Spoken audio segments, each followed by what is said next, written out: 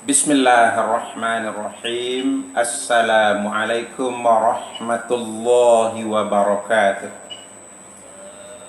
Alhamdulillah wassalatu wassalamu ala Rasulillah. Bapak-bapak, ibu-ibu, jamaah zuhur rahimakumullah. Judul kajian kita pada zuhur ini, alasan wajibnya berpegang kepada sunnah Nabi sallallahu alaihi wasallam. Bapak Ibu rahimakumullah, pertama kita wajib berpegang kepada sunnah Nabi, kepada hadis Nabi, oleh karena kita ingin mengamalkan perintah Allah dalam Al-Quran. Al-Quran memerintahkan kepada kita untuk taat kepada Rasulullah. Ya ayyuhalladzina amanu athi'ullaha wa athi'ur rasulah. Hai orang-orang beriman, wajib bagi kalian taat kepada Allah dan taat kepada Rasulnya. Taat kepada Allah artinya kita taat kepada Al-Quran. Taat kepada Rasulnya artinya kita taat kepada sunnah-sunnah yang disampaikan oleh Rasul kita. Maka kalau kita tidak mau berpegang kepada sunnah Nabi, artinya kita tidak taat kepada Al-Quran. Dalam kaitan itulah Allah berfirman, "Man yuti'ir rasula faqad ata'allah." Siapa yang taat kepada Rasul, otomatis dengan sendirinya dia sudah taat kepada Allah. Nah, sebaliknya mafhum mukhalafahnya apa? Kalau tidak mau taat kepada Rasulullah, sama saja dengan tidak taat kepada Allah Subhanahu wa taala. Bapak Ibu rahimakumullah, itulah sebabnya Islam tidak bisa menerima paham ingkarus sunnah. Paham ingkarus sunnah, tidak mau berpegang kepada sunnah Nabi, diingkarinya sunnah Nabi. Berbagai argumentasi yang dia ajukan untuk menolak hadis Nabi. Padahal al-muhaddithun, yakni para ulama hadis, telah memilah dengan kelebihan yang Allah berikan kepada mereka. Mereka bisa memilah mana yang benar-benar hadis Nabi, mana yang bukan hadis Nabi. Itu kelebihan yang Allah berikan kepada para ulama hadis kita. Sehingga dengan begitu bisa dipilah mana hadis yang boleh kita perpegangi, mana hadis yang wajib kita tinggalkan. Ulama sudah menggariskan hadis yang kita boleh perpegangi cuma dua. Satu hadis sahih, dua hadis hasan. Sahih artinya benar, betul, betul-betul hadis Nabi. Hasan artinya apa? Hadis yang baik untuk diperpegangi. Hasan, baik. Sementara dua yang wajib dibuang, ditinggalkan, tidak boleh jadi dalil agama. Satu hadis dhaif. Dhaif artinya lemah, tidak memenuhi syarat untuk jadi dalil agama. Yang kedua maudhu', artinya palsu, hadis dibikin-bikin. Karena Allah ingin hadis Nabi ini terpelihara, Allah beri kelebihan kepada para ulama hadis untuk bisa dengan kelebihan mereka itu memilah mana hadis palsu dan dhaif, mana hadis yang sahih dan hasan. Karenanya kita tidak perlu ragu lagi. Ibaratnya kalau kita sakit mata, kita datang ke dokter mata, tidak usah ragu lagi. Memang itu disiplin ilmu yang dia kuasai. Kita sakit gigi, datang ke dokter gigi. Sudah benar itu. Jadi kalau tentang hadis juga kepada ulama hadis. Ini sahih katanya. Kata Imam Bukhari ini hadis sahih. Kata Imam Muslim ini hadis sahih. Ya sudah, kita yakin karena itu disiplin ilmu yang Allah berikan kepada mereka untuk mereka kuasai dengan baik. Bapak Ibu rahimakumullah, jadi Al-Quran menyuruh kita taat kepada Rasul, artinya taat kepada hadis-hadis beliau seperti tadi, yaitu yang sahih dan hasan. Yang kedua alasan kenapa kita wajib berpegang kepada sunnah Nabi, oleh karena kita seorang muslim. Tidak bernama seorang muslim kalau cuma bersyahadat kepada Allah saja. Iblis juga bersyahadat kepada Allah. Kalau sekedar bersyahadat kepada Allah, tidak muslim itu. Yang muslim itu yang mana? Selain bersyahadat kepada Allah, juga bersyahadat kepada Rasulullah. Setiap hari ini diulangi syahadat itu sebanyak 9 kali dalam sholat fardu saja, ditambah lagi dalam sholat-sholat sunat. Karena syahadat kepada Allah dan Rasulullah itu adalah salah satu rukun dalam sholat, maka batal sholat kalau tidak membaca 2 kalimat syahadat. Rukun. Untuk apa kemudian orang bersyahadat kepada Allah dan kepada Rasulnya 9 kali sehari semalam dalam sholat fardu saja, tapi dia tidak mau terima hadis. Dia lebih menggunakan logikanya, seolah logikanya lebih benar dibandingkan hadis Nabi yang telah memenuhi kualifikasi sahih atau hasan itu.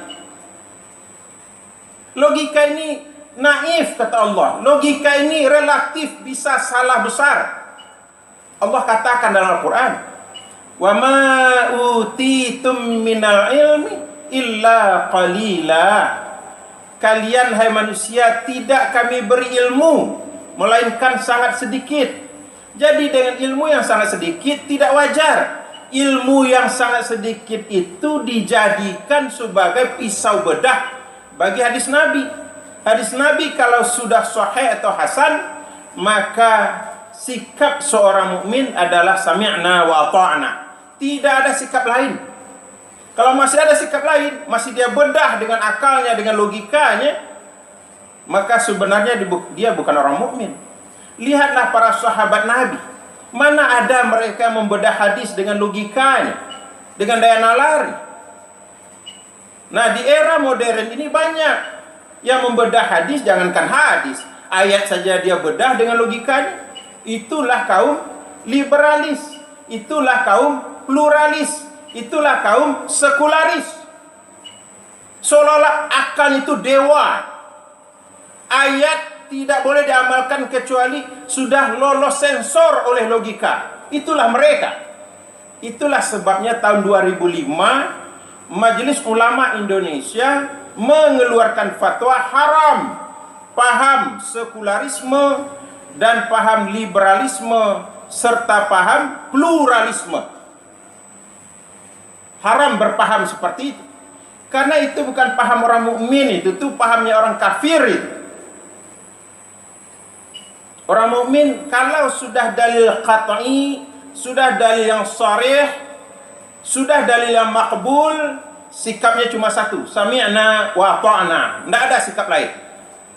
Tidak ada sikap lain. Yang perlu ditanyakan di sini adalah kualitas imannya kalau dia masih punya sikap lain. Karena apa? Allah katakan itu dalam surat Al-Ahzab ayat yang ke-36. Maka nali mu'minin wala mu'minatin idza qadallahu wa rasuluhu amran ayyakuna lahumul khiyaratu min amrihim. Jelas tegas ayatnya itu. Tidak perlu takwil, tidak perlu tafsir, jelas tegas. Tidak boleh bagi seorang mukmin baik lelaki atau perempuan, bila Allah dan Rasulnya sudah menggariskan sesuatu, mereka masih melihat ada yang lebih baik di luar dari yang digariskan Allah dan Rasulnya itu. Itu bukan orang mukmin itu. Baca surat Al-Ahzab surat 33 ayat yang ke-36. Sangat jelas itu. Tidak boleh, kata Allah.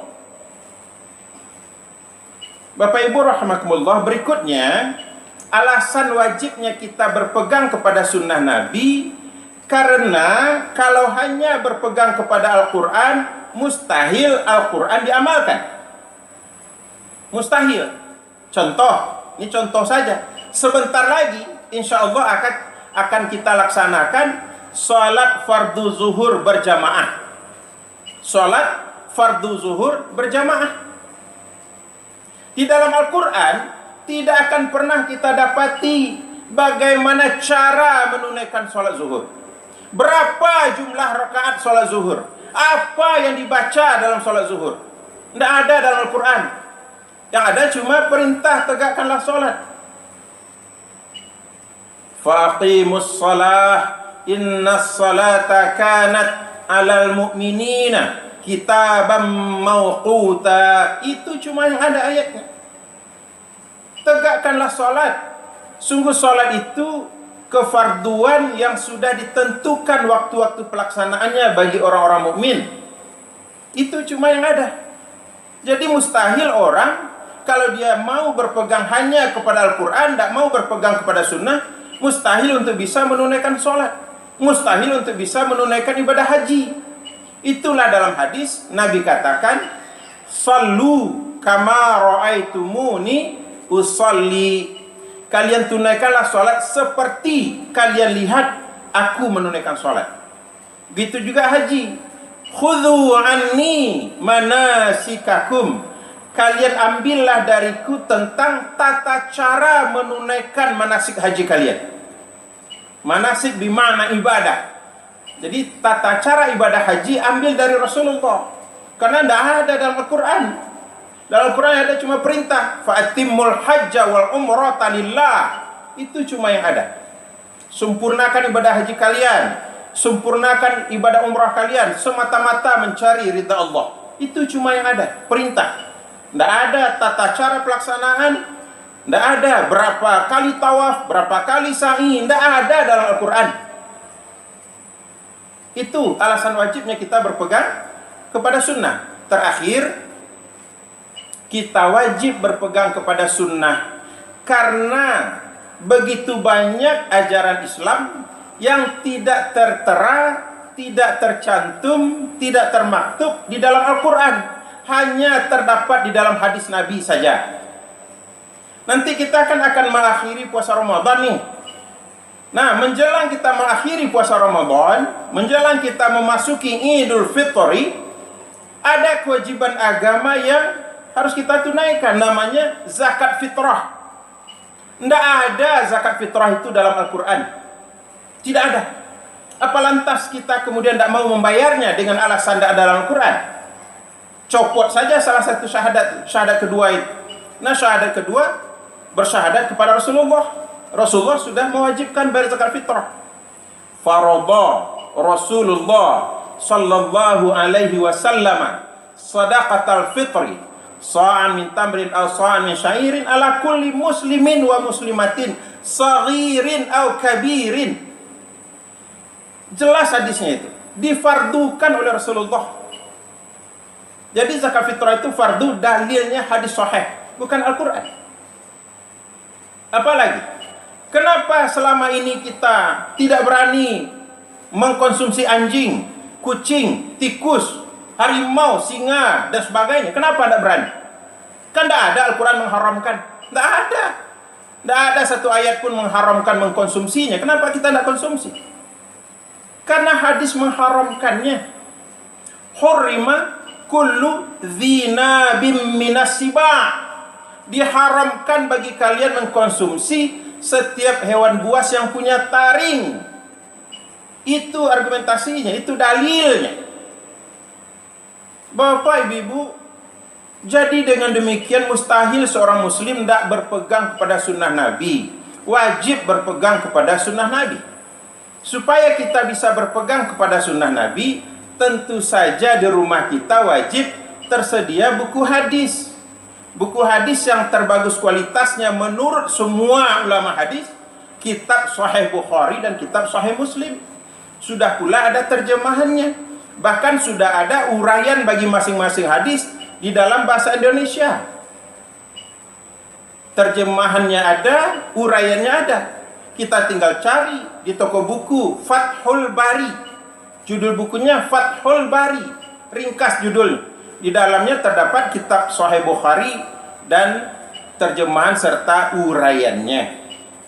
Kita miliki buku itu, baca setiap hari, biar kita kenal dengan apa yang ditinggalkan, diwariskan oleh Nabi untuk kita. Sebagai umat yang baik, yang bersyahadat dan bersalawat kepada beliau setiap hari, idealnya kita ada tersedia kitab hadis di rumah. Kita baca setiap hari, kita pahami, kita hafal, dan kita amalkan. Sehingga dengan begitu insya Allah kita adalah pengikut ahlus sunnah wal jamaah. Terima kasih, banyak maaf. Billahi taufiq wal hidayah. Wassalamualaikum warahmatullahi wabarakatuh.